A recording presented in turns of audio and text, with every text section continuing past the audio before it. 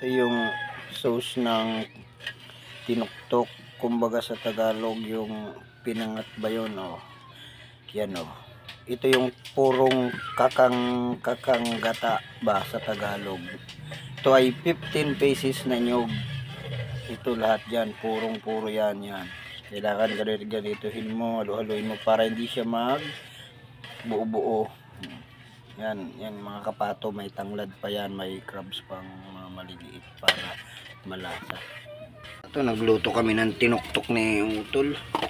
So, kita nyo naman yan, mga mga bilaw na nyug ang panggatong para siguradong lutong-luto. Yan mga kapato, tingnan nyo. Ayan yung tinuktok mga kapato. Paluto na yan mga kapato, tinuktok. May mga maliliit na crabs to mga kapato sa ilalim para malasa. Diba? At maraming tanglad mga kapato. So, ready na ni itinda na ning hermano mga kapato. Tinuktok bro ko sa Manila ni milyonaryo na kanis hermano. Ini nga daw mga kapato. Lagaan ng lada pamparang.